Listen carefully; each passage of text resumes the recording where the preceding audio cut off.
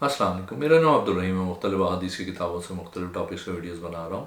تو امام ابو یعلا موصلی کی جو مجموعہ حدیث ان سے کچھ حدیثیں، اعوذ باللہ من الشیطان الرجیم، بسم اللہ الرحمن الرحیم۔ ایک اور حدیث ہے 7503،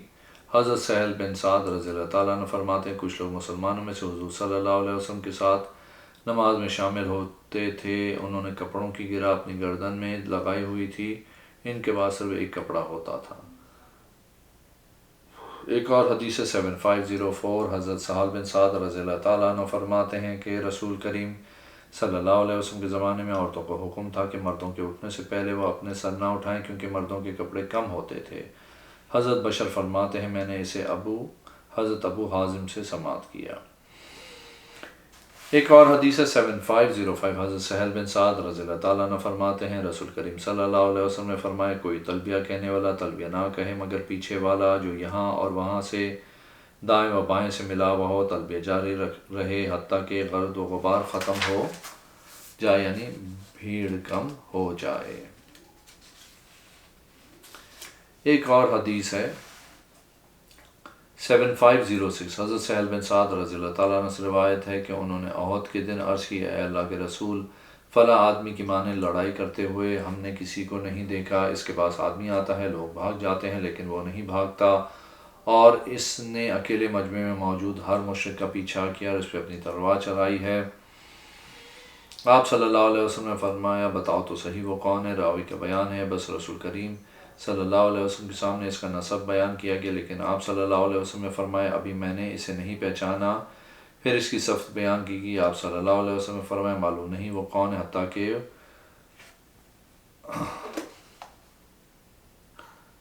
بعینہ وہ شخص سامنے آ گیا تو کسی نے کہا یہ ہے اللہ کے رسول جس کے بارے میں ہم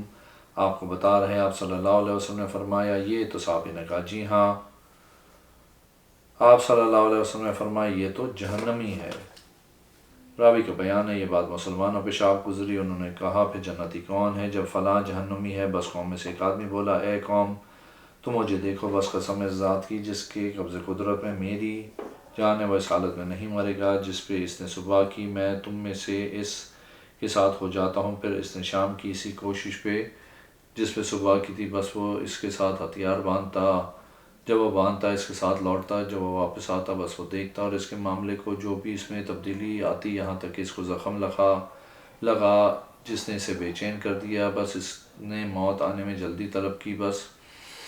اس نے اپنی تلوار کا دستہ زمین میں رکھا، پھر اس کی نوک اپنے سینے کے درمیان رکھی، پھر مسلسل اپنی تلوار پہ زور دیتا رہا یہاں تک کہ اس کی پیٹھ سے نکل گئی، اور وہ نگرانی کرنے والا آدمی دوڑتا ہوا نکلا اور کہہ رہا تھا میں گواہی دیتا ہوں کہ اللہ کے سوائے کوئی معبود نہیں ہوں، میں گواہی دیتا ہوں کہ بے شک آپ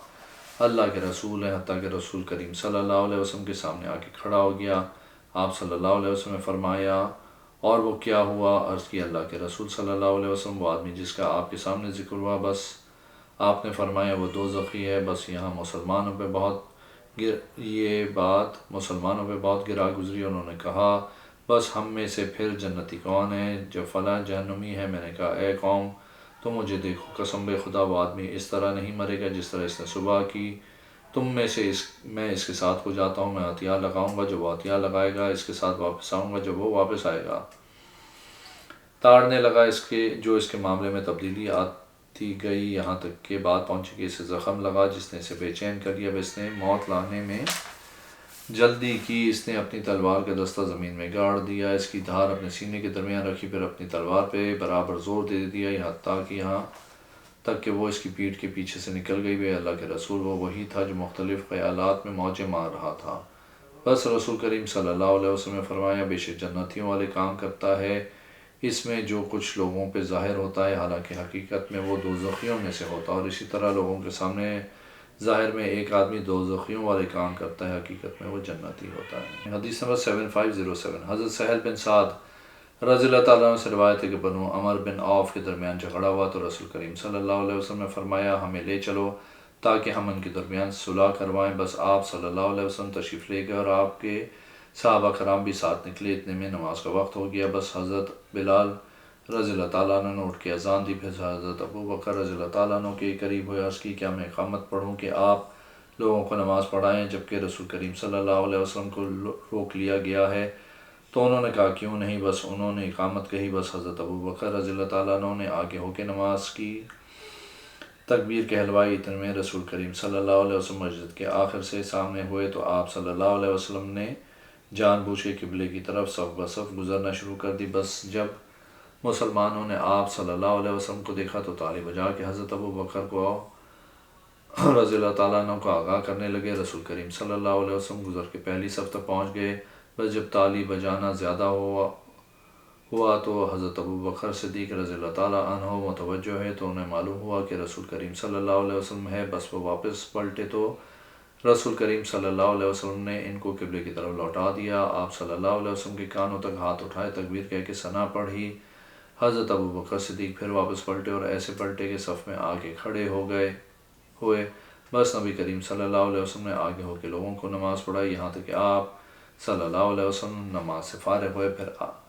پھر پہلے آپ صلی اللہ علیہ وسلم لوگوں کی طرف متوجہ ہوئے، فرمائے اے لوگوں، جس آدمی کو نماز میں کوئی شے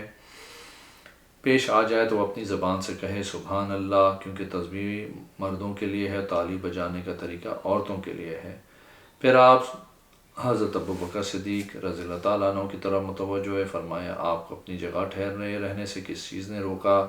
جب میں نے آپ کو حکم دیا، آپ رضی اللہ تعالیٰ عنہ نے عرض کی ابو قطافہ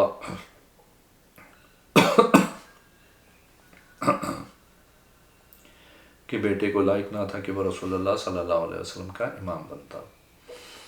ایک اور حدیث ہے 7508، حضرت سہل بن سعد رضی اللہ تعالیٰ عنہ فرماتے ہیں حضور صلی اللہ علیہ وسلم نے فرمایا جو نماز میں انتظار میں ہوتا ہے وہ نماز میں ہی میں ہوتا ہے جب تک بے وضو نہ ہو۔ ایک اور حدیث ہے 7509، حضرت سہل بن سعد رضی اللہ تعالیٰ عنہ فرماتے ہیں کہ حضور صلی اللہ علیہ وسلم نے فرمایا ان قریب لوگ تعزیت کریں گے، اس میں سے بعض سے میرے بعد میرے حوالے سے کی تعزیت ہوگی۔ لوگ کہیں گے کیا ہے، یعنی ان کو اس کا مطلب سمجھ نہ آتا تھا۔ جب حضور صلی اللہ علیہ وسلم کو مثال ہوا، ہم بعض سے تعزیت کرنے لگے، رسول اللہ صلی اللہ علیہ وسلم کی تعزیت۔ ایک اور حدیث 7510، حضرت سہل بن سعد رضی اللہ تعالیٰ عنہ فرماتے ہیں کہ حضور صلی اللہ علیہ وسلم نے فرمایا جو 90 ذوالحجہ کا دن کا روزہ رکھتا ہے اللہ عز و جل اس کے 2 سالوں کے لگاتار گناہ معاف کرتا ہے۔ ایک اور حدیث 7511، حضرت سہل بن سعد رضی اللہ تعالیٰ عنہ فرماتے ہیں کہ حضور صلی اللہ علیہ وسلم نے فرمایا لوگوں کو قیامت کے دن لوگوں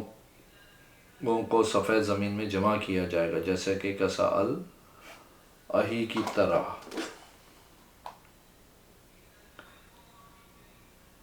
کرسا النفی کی طرح، اس میں کسی کے لیے کوئی نشانی نہیں ہوگی۔ ایک اور حدیث ہے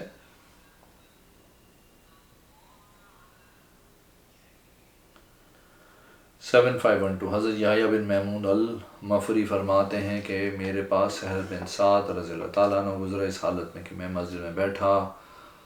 ہوا تھا ایک کنارے میں۔ آپ رضی اللہ تعالیٰ عنہ نے مجھے کہا کہ میں آپ کو نہ بتاؤں جو میں نے حضور صلی اللہ علیہ وسلم سے سنا ہے۔ میں نے ایک آدمی سے کہا جو میرے پاس بیٹھا ہوا تھا ہمارے رسول اللہ صلی اللہ علیہ وسلم کے درمیان صرف یہ